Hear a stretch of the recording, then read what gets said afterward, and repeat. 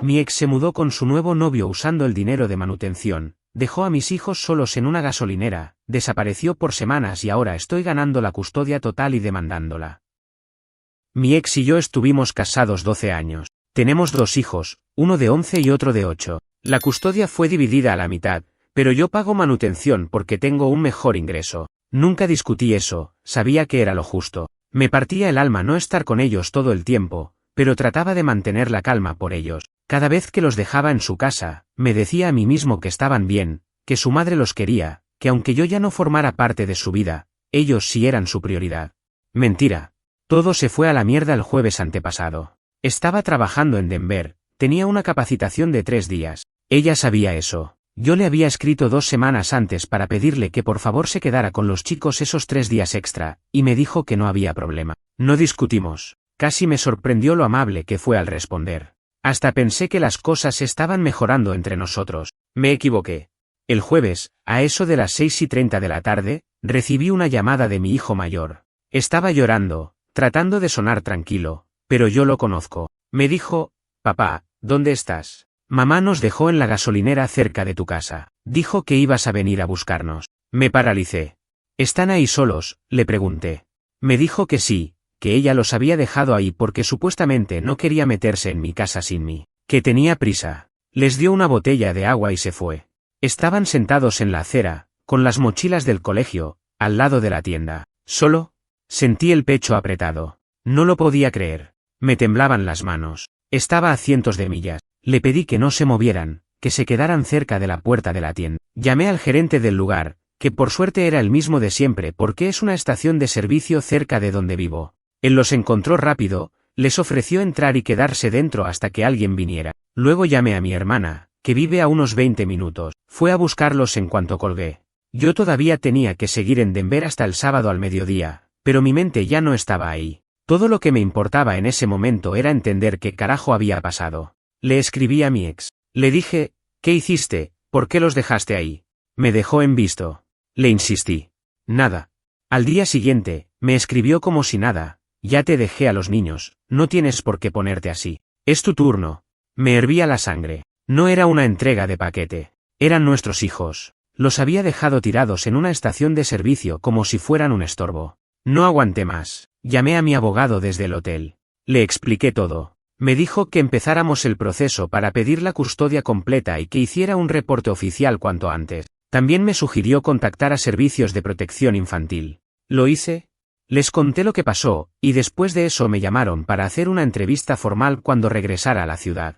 Me sentí como si estuviera en una pesadilla, pero también sentí alivio. Por fin tenía una excusa clara y sólida para sacarlos de esa situación. Cuando volví a casa el sábado, fui directo a casa de mi hermana. Los niños estaban callados, más que de costumbre. El menor se me tiró encima y no dijo nada por unos minutos. Solo me abrazó. Me senté con ellos. Les dije que ya estaba con ellos, que no iba a pasar otra vez. El mayor me miró y preguntó, ¿podemos vivir contigo todo el tiempo? Se me quebró la voz. Le dije que íbamos a hacer todo lo posible, que iba a luchar por eso. No quería decir nada que no pudiera cumplir, pero también sabía que tenía que darles algo de esperanza, porque estaban al límite. Y entonces, el mayor soltó algo que no esperaba. Ella no quiere estar con nosotros. Siempre dice que estorbamos. Ahí supe que todo lo que había estado ignorando empezaba a salir a la luz. Cuando mi hijo dijo eso, sentí algo raro en el cuerpo. Como si algo se soltara de golpe en el pecho. Ella no quiere estar con nosotros. Siempre dice que estorbamos. No fue con drama. No lo dijo llorando. Lo soltó como quien ya se cansó de guardárselo. Le pregunté qué quería decir con eso. No me respondió enseguida. Bajó la cabeza. Miró al hermano. Estaban incómodos. Me di cuenta de que llevaban tiempo guardándose cosas. Que habían hecho un pacto entre ellos. Que sabían que no podían contarme todo mientras vivían con ella. Nos dice que no la molestemos, que no preguntemos nada, que no hagamos ruido cuando ella tiene visitas, que nos vayamos a dormir aunque no tengamos sueño, y si no lo hacemos, se enoja, nos grita. Yo trataba de mantener la cara firme, pero por dentro sentía una mezcla de rabia y tristeza. No sabía cuánto de eso era reciente y cuánto venía de antes. Les pregunté si alguien los había lastimado. Me miraron raro. ¿Te referís a golpes?, preguntó el más grande. Le dije que sí. No, golpes no.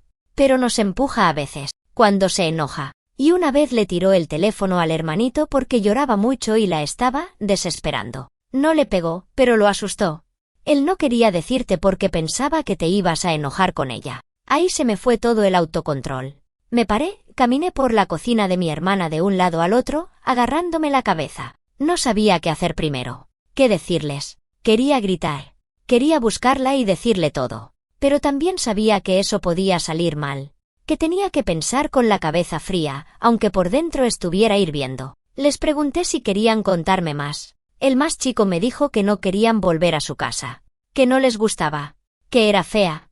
Que ella no les hablaba mucho. Que siempre estaba en el cuarto con el nuevo señor. Ese fue otro golpe. Sabía que tenía pareja, pero no sabía que él ya vivía con ellos. No me había dicho nada. Nada.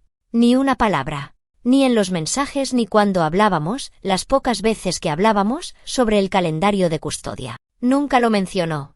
Ese fin de semana dormimos los tres en mi departamento. Mi hermana me trajo colchones inflables para el piso, pero ellos terminaron durmiendo en mi cama y yo en el sillón. No me importó. No iba a dejarlos solos. Tenían pesadillas. Se despertaban sobresaltados. El menor se orinó encima por primera vez en meses. Y me pidió perdón. Como si hubiera hecho algo malo. Lo abracé y le dije que no tenía por qué. El lunes a primera hora fui a servicios de protección infantil y conté todo lo que me dijeron. También hablé con mi abogado. Quedamos en que íbamos a pedir custodia total en la corte familiar y al mismo tiempo levantar una queja formal por negligencia emocional. Esa misma tarde recibí un mensaje de mi ex: ¿dónde están los chicos? ¿Por qué no los trajiste de vuelta ayer como siempre? Le respondí: están conmigo. Están bien. Hablaremos cuando toque. No voy a entregarlos hasta que esto se resuelva. Tardó una hora en contestar. Me mandó una parrafada de insultos. Que no tenía derecho. Que estaba secuestrando a los niños. Que ella iba a llamar a la policía. Que iba a pelear por sus hijos. No me asustó. Le respondí que ya había hecho las denuncias correspondientes y que si intentaba algo, la situación se iba a poner peor para ella. No dijo nada más ese día. El martes, apareció en casa de mi hermana, sin avisar, golpeando la puerta como loca. Mi cuñado la grabó desde adentro. Se escucha como grita que quiere ver a sus hijos, que la dejen entrar, que soy un manipulador. Los nenes estaban adentro. Se escondieron en el cuarto cuando la escucharon. No querían salir. No querían verla. Cuando mi hermana le pidió que se fuera, le tiró una maceta de la entrada. Rompió el vidrio. Llamamos a la policía. Vinieron, la sacaron del lugar. No la arrestaron porque no había orden de restricción, pero tomaron nota del incidente. Eso fue la gota que convenció a la trabajadora social del caso. Esa misma semana nos autorizaron una audiencia urgente para revisar la custodia. No era algo común, pero el informe de los chicos, más el incidente en la casa de mi hermana, aceleró todo. Y entonces, antes de que llegara el día de la audiencia, el mayor me dijo algo que me terminó de destruir. Papá, creo que ella nos odia porque le arruinamos su vida nueva. Esa frase se me quedó pegada como una astilla en la garganta. Papá, creo que ella nos odia porque le arruinamos su vida nueva. Me lo dijo sin llorar, sin emoción. Como si ya lo hubiera pensado muchas veces. Como si lo hubiera asumido. Yo no sabía qué decirle. Quise decirle que no era verdad, pero sería mentirle. Porque una parte de mí también lo había empezado a creer. La audiencia de urgencia fue el jueves, 2 días después de todo ese quilombo en la casa de mi hermana. Mi abogado fue conmigo. Llevamos los mensajes, la denuncia, el informe del asistente social y la grabación del día que fue a armar escándalo. Ella también fue. Llegó sola. Casi ni me miró. Tenía esa cara que pone cuando se quiere hacer la víctima. Como si estuviera confundida. Como si todo esto fuera injusto para ella. En la audiencia, cuando le preguntaron por qué había dejado a los chicos en una estación de servicio sola, dijo que pensó que ya estaba yo esperándolos y que tenía una emergencia personal. No aclaró qué emergencia. No supo explicar por qué no me llamó, ni por qué no los acompañó hasta asegurarse de que estuvieran a salvo. Dijo que mis acusaciones eran exageradas. Que siempre había cuidado de sus hijos. Que yo solo quería vengarme porque no superé el divorcio. El juez le preguntó si vivía con alguien. Dijo que no. Que tenía pareja, pero que él no convivía con ellos. Mentira. Ya lo sabía por los nenes. Por lo que me contaron, ese tipo dormía ahí casi todos los días. En un momento, cuando ya el juez había dicho que se iba a revisar todo y dar una medida preventiva, ella rompió el personaje. Cuando escuchó que se iba a restringir su contacto con los nenes hasta una segunda evaluación, se levantó y empezó a gritar en plena sala. «Esto es una farsa, él solo quiere sacarme el dinero y quitarme a mis hijos para lastimarme». La seguridad del juzgado la sacó. Fue patético. Humillante. Pero no por ella. Me dio vergüenza por mis hijos. Pensar que esa era la mujer a la que habían tenido que llamar mamá durante años, la que les enseñó a tenerle miedo al silencio. Después de eso, me dieron la custodia temporal completa hasta la próxima audiencia. Una trabajadora social iba a hacer un seguimiento más detallado del caso. Y también se iban a entrevistar con los nenes en un ambiente más cómodo, sin que yo esté presente. Durante esa semana, ellos estuvieron más tranquilos. Empezaron a hablar más, a reírse un poco, a jugar entre ellos sin tanto miedo de hacer ruido. Mi mamá vino a quedarse conmigo para ayudarme con las rutinas de la casa y poder estar con ellos mientras yo iba a trabajar. No quise meter niñera. Sentía que ellos necesitaban algo familiar, alguien de confianza. Mi mamá los adoraba. Ellos también a ella. Fue lo mejor que pude haber hecho. Pero justo cuando todo parecía estar bajando un poco, me llegó un aviso del banco. Un cobro no autorizado desde una cuenta conjunta que, en teoría, ya estaba cerrada. Ella había usado una tarjeta vieja, que nunca entregó, para intentar retirar efectivo. No le aprobaron la transacción, pero quedó registrada. Llamé al banco. Me dijeron que iban a bloquear definitivamente la cuenta. Después llamé a mi abogado. Me dijo que eso era violación del acuerdo financiero post-divorcio y que podíamos usarlo en el juicio. Era claro que estaba desesperada por plata. Y ahí me empezó a cerrar todo. La razón por la cual no podía cuidar bien a los chicos no era solo emocional. Era financiera. O mejor dicho, sus prioridades eran otras. Me puse a revisar bien los gastos de manutención. Lo que yo le pasaba todos los meses era suficiente para cubrir comida, escuela, ropa, incluso un poco más. Pero los chicos me decían que comían lo mismo siempre. Que no tenían ropa nueva hace rato. Que todo lo que tenían lo usaban en mi casa o venía de mi lado. Entonces se lo pregunté directamente al mayor. ¿Alguna vez viste a tu mamá comprar algo para ustedes? ¿Ropa, juguetes, cosas para la escuela? Me miró y dijo, solo cuando va con él. A veces compran cosas, pero para ellos. A nosotros no nos dejan elegir nada. Le pregunté qué tipo de cosas. Me dijo que una vez fueron a un mall, que ella se compró unas zapatillas caras y que el tipo se compró una campera de cuero. Los chicos solo miraban. No les compraron nada. Ni una remera. No necesitaba más pruebas. Al día siguiente, fui a la casa donde vivía ella antes. Quería ver si estaba vacía, si seguía viviendo ahí. No había auto. Las ventanas cerradas. Toqué la puerta. Nadie contestó. Pregunté a un vecino. Me dijo que hacía una semana que no la veían. Que se había mudado, parece. Se fue. No les dijo nada a los chicos. No preguntó por ellos. Ni una llamada. La trabajadora social me confirmó después que estaba en otro estado, con el nuevo novio. Que no había pedido visitas. Que no había intentado apelar la decisión de custodia temporal. Y ahí fue cuando pensé en demandarla. No tenía ganas de demandar a nadie. No era por plata. Pero tampoco me iba a quedar de brazos cruzados. Mis hijos habían estado comiendo mal, durmiendo en casas de desconocidos, sintiéndose una molestia, mientras su madre se iba de compras con un chabón que no levantaba ni un plato. Al principio pensé que con quitarle la custodia alcanzaba, pero después entendí que no. Porque si no hacía nada más, ella iba a seguir haciéndose la víctima, diciendo que yo le arruiné la vida. Y encima, que la estaba dejando sin ingresos. Así que hablé con mi abogado. Me dijo que podíamos iniciar un reclamo legal por mal uso del dinero de manutención, negligencia e incumplimiento de obligaciones básicas. No era una demanda penal, pero sí civil. Y le podía salir cara. No por revancha, no por rencor, por mis hijos. Tenían derecho a que alguien peleara por ellos, aunque sea un poco más tarde de lo que debería. Mi abogado presentó la demanda a los pocos días. No tardó en llegarle. Y no pasaron ni 24 horas para que intentara comunicarse conmigo. Me llamó desde otro número. No atendí. Me dejó 3 mensajes de voz seguidos. En el primero lloraba. En el segundo gritaba. En el tercero pedía por favor que no hiciera esto. Todo en menos de media hora. Después de eso, me escribió por correo. Un párrafo larguísimo.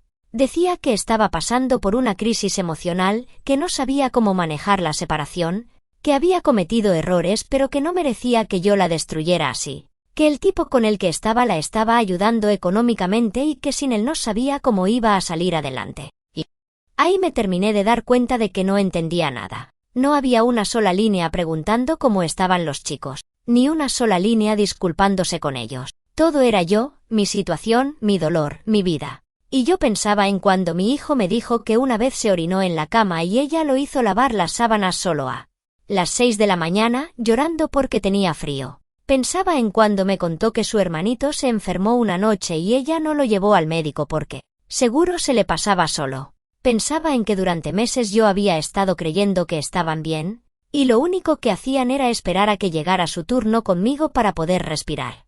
Al día siguiente, vino el novio a buscarme, no en persona. Me escribió por Facebook.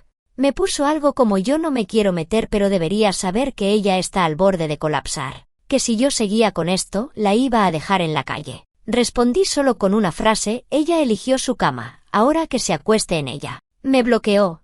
Después de eso, empezaron las llamadas de números ocultos. Silencio del otro lado. Mensajes anónimos. Cosas como ¿cómo vas a poder dormir sabiendo lo que estás haciendo? Ignoré todo. Estaba acostumbrado a su manipulación. Esto era lo mismo, pero con más desesperación. Lo que no esperaba fue lo que pasó el viernes a la noche. Estaba en casa con los chicos. Hacía frío. Habíamos pedido pizza, mirábamos una peli. Todo tranquilo. Hasta que sonó el timbre. Tarde. Casi las 10. Pensé que era el delivery que se había confundido de casa. Fui a ver. Era ella. Parada ahí, con una campera mal cerrada, los ojos hinchados, el pelo hecho un desastre. Me pidió hablar. Le dije que no era momento ni lugar. Que los chicos estaban conmigo y que no iba a dejarlos confundidos otra vez. Insistió. Dijo que no quería recuperar la custodia, que ya entendía que había perdido. Solo quería que yo retirara la demanda. Le pregunté por qué. No respondió. Le pregunté si era por el dinero, por el tipo con el que vivía, por lo que iba a perder. Nada. Le dije que no le creía una palabra, que ya era tarde, que se fuera. Me miró como si no me reconociera. Después bajó la mirada y se fue sin decir nada más. Esa noche, cuando me acosté, me sentí un poco culpable, pero se me pasó rápido. Pensé en todas las veces que ella me hizo sentir como si yo fuera el malo por preguntar, por dudar, por cuidar. Mis hijos durmieron como piedras esa noche. No se despertaron una sola vez. Y eso me alcanzó para saber que estaba haciendo lo correcto. El lunes me llamó la trabajadora social. Me dijo que el informe ya estaba terminado, que en él se detallaban varias negligencias, varios episodios de maltrato psicológico y varias señales de abandono afectivo. Que los chicos habían relatado muchas cosas más en privado, que incluso uno de ellos mencionó una frase que todavía no logro sacarme de la cabeza. Mamá dice que si nos portamos mal, nos va a dejar en otro lugar como el de la gasolinera. Lo había dicho el más chiquito. Esa frase del más chico me terminó de partir. Pensar que ese nene de 8 años, que duerme abrazado a un peluche desde que tiene 4, vivía con miedo de que su propia mamá lo dejara abandonado otra vez si hacía algo mal. ¿Qué es portarse mal para ella? ¿Pedir comida? ¿Hablar cuando no tiene ganas de escucharlos? ¿Molestarla mientras ve series con su novio? Yo no sabía cómo procesar eso. Sentía bronca, impotencia, tristeza, todo junto. Por momentos tenía ganas de ir y gritarle en la cara. Pero sabía que no servía. Ella ya no estaba jugando con las mismas reglas. Ella no estaba pensando como madre, ni siquiera como adulta. Solo estaba intentando sobrevivir. Y si para eso tenía que usar a sus hijos, lo hacía sin dudar. Cuando recibimos el informe oficial, mi abogado me explicó que no iba a ser difícil conseguir la custodia completa, permanente. De hecho, ya había una nueva audiencia pactada para dentro de 2 semanas. Mientras tanto, la demanda seguía su curso por separado. Una noche, mientras ayudaba al mayor con una tarea, me preguntó si iba a tener que volver a la casa de su mamá alguna vez. Le dije que no, que ahora iba a vivir acá, que íbamos a hacer todo lo posible para que eso no cambiara. Me miró con una mezcla de alivio y culpa, como si estuviera feliz, pero no supiera si estaba bien sentirse así. No me gusta desear no verla más, papá, pero no quiero volver. Me hace sentir mal. Le dije que no era su culpa, que los grandes a veces fallamos, y que él no tenía que cargar con eso. Al día siguiente, mientras los dejaba en la escuela, me crucé con una mamá del grado del más chico. Me saludó y me preguntó si estaba todo bien. Dijo que hacía semanas que no veía a mi ex en las reuniones ni en la puerta de la escuela, que las pocas veces que iba, parecía en otro planeta. Me preguntó si necesitábamos ayuda. Eso me dejó pensando. Porque si una mamá cualquiera, que apenas nos conocía, notó eso, ¿cuánta gente más lo habrá notado y no dijo nada? ¿Cuántas veces mis hijos habrán estado en situaciones raras y nadie dijo nada por no meterse? Después de eso, decidí hablar con sus maestras. Me confirmaron que, efectivamente, la madre había estado ausente en casi todas las reuniones, y que los chicos venían más ordenados, más tranquilos, desde que vivían conmigo. También me contaron que el mayor una vez se quedó dormido en clase de lo cansado que estaba. Eso fue semanas antes de que empezara todo este proceso. Nadie me había avisado. Una de las maestras me dijo que le llamó la atención que él dijera, duermo mejor en lo de papá. Otra pista más de lo que venían aguantando en silencio. Esa semana fue bastante tranquila. Los chicos estaban mejor.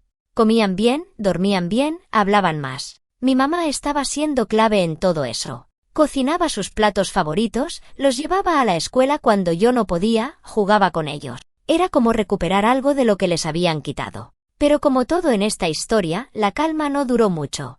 El viernes me llamaron del juzgado. Mi ex había solicitado una audiencia de conciliación. Básicamente, un intento desesperado de que yo retirara la demanda a cambio de algún acuerdo. No dije que no.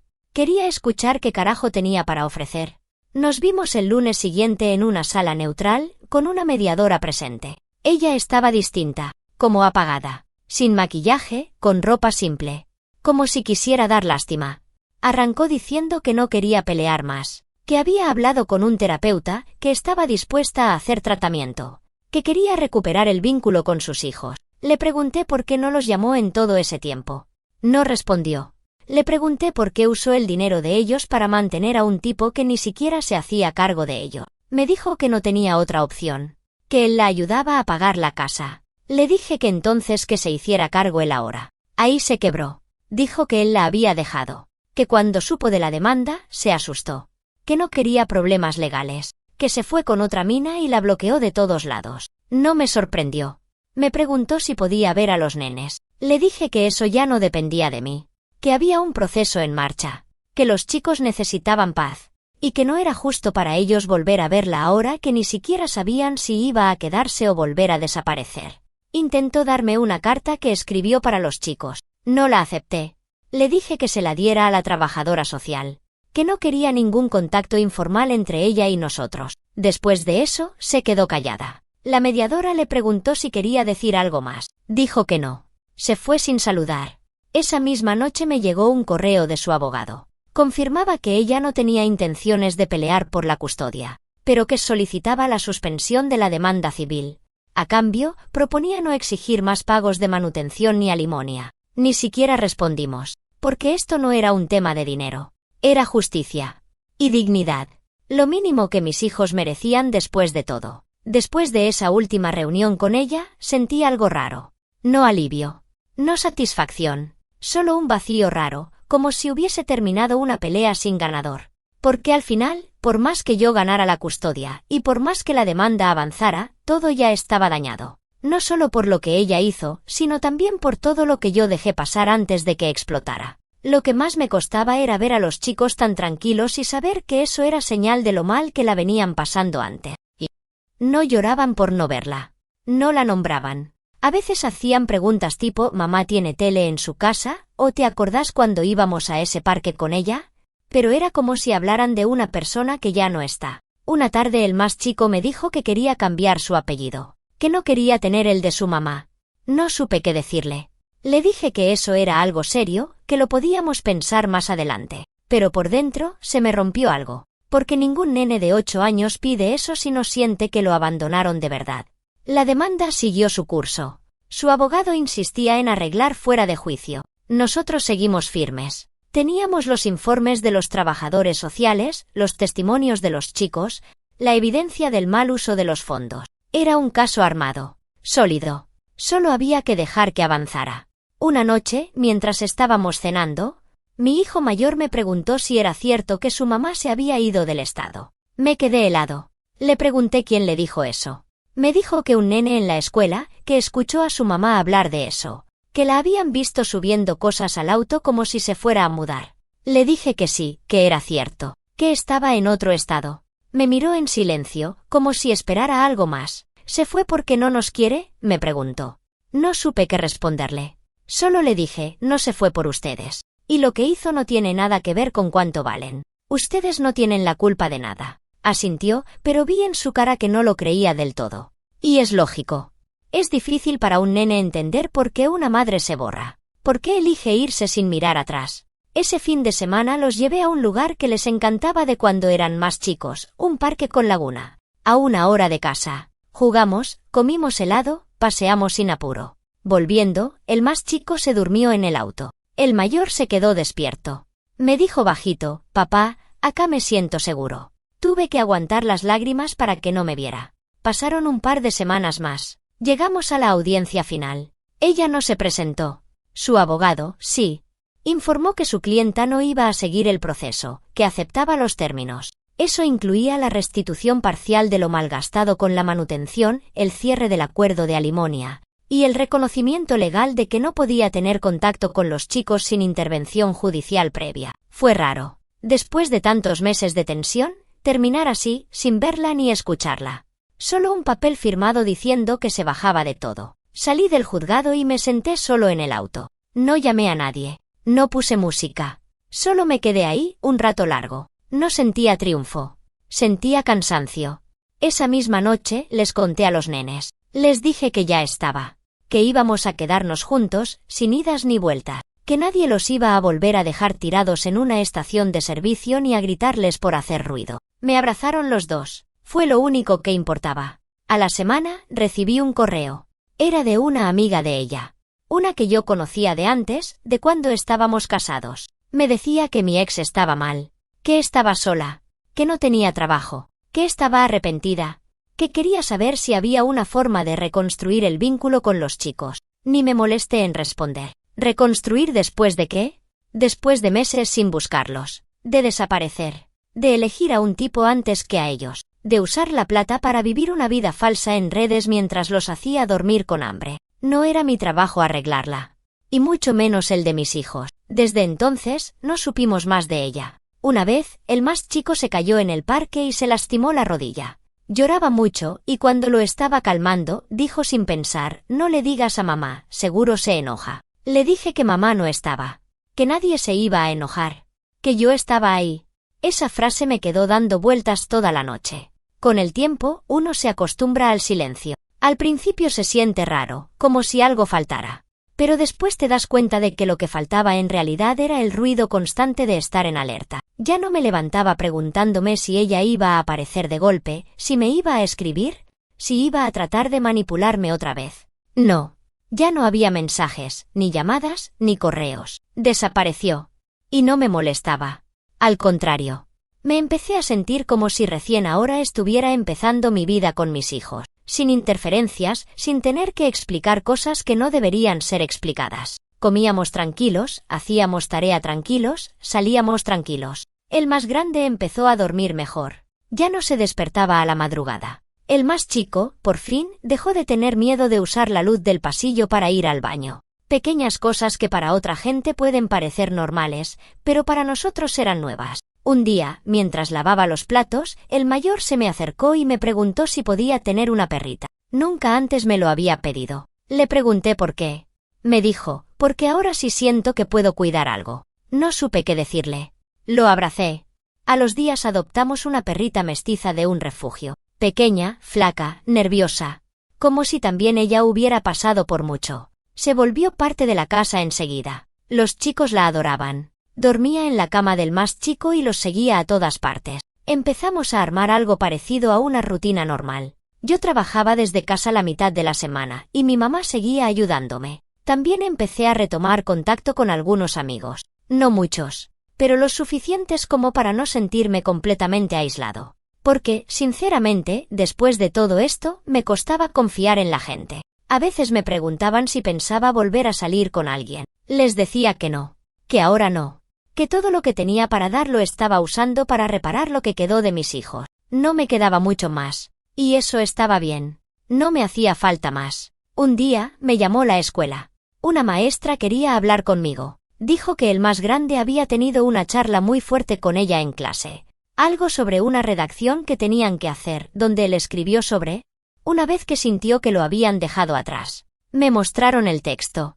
No lloré ahí, pero me costó.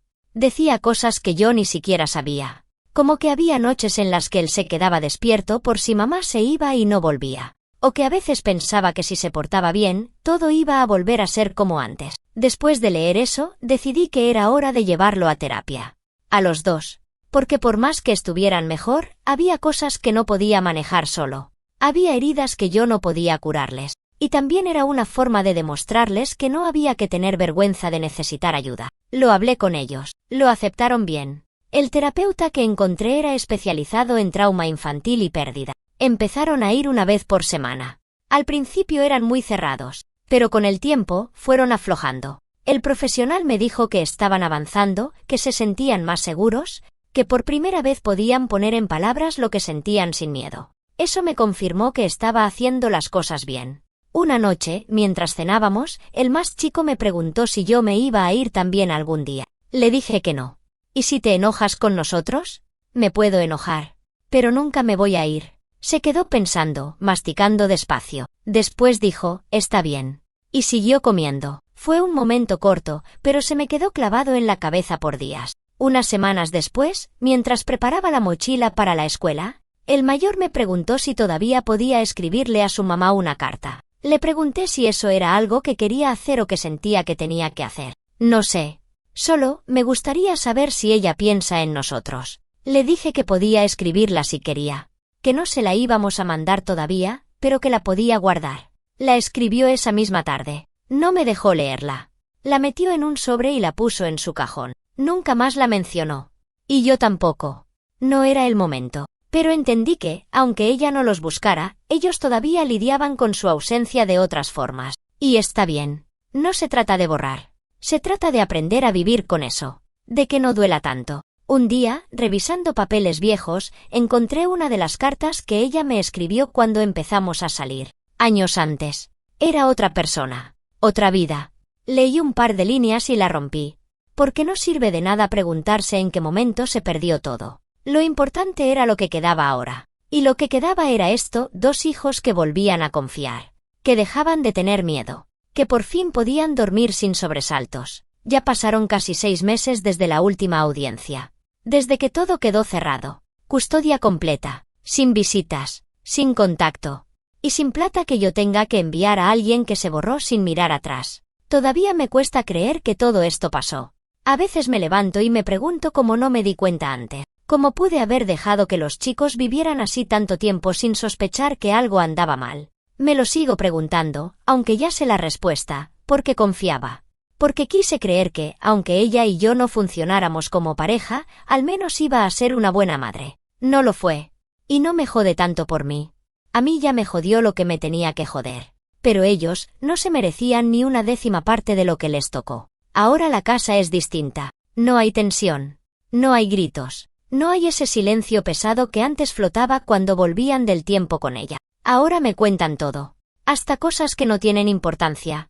El más chico me habla de lo que sueña, de lo que quiere cuando sea grande. El mayor ya no se encierra tanto. Pide ayuda cuando necesita. Me abraza sin miedo. Eso no lo compras con un abogado ni con un fallo judicial. Eso se gana con tiempo. Con estar ahí. Ella nunca volvió a aparecer. No llamó. No escribió. Ni un mensaje. Nada. El correo electrónico que usaba me llegó devuelto hace un mes, como si hubiera cerrado la cuenta. Supongo que se fue del estado. Supongo que está rehaciendo su vida, o intentando. No me importa. Lo que sí sé es que eligió no formar parte de la de sus hijos. Nadie se lo prohibió. Ella se fue sola.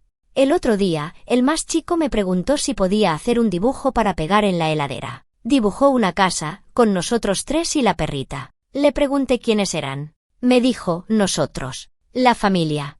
Así. Simple. Nada más. Para él, ya estaba resuelto. El mayor encontró su vieja carta el otro día. Me pidió si podíamos leerla juntos. Le dije que sí.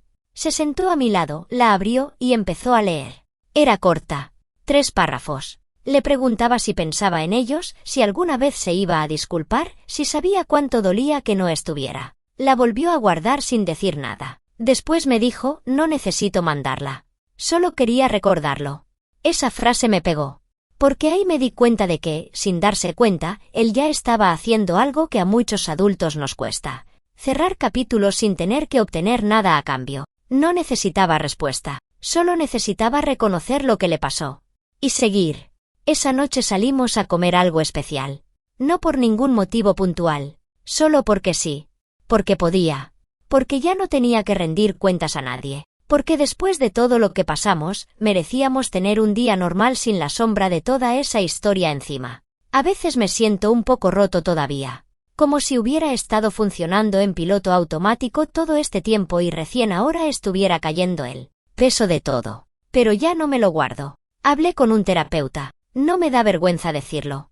Me ayudó a sacar cosas que tenía atragantadas desde hace años. A entender que no podía haber hecho mucho más en ese momento. Que no era mi culpa. Sigo laburando, sigo cuidando de los chicos. Sigo tratando de no pensar mucho en lo que podría haber sido diferente. Me basta con saber que ahora están bien. Que están creciendo sanos. Que no viven con miedo. Que duermen. Que comen. Que ríen.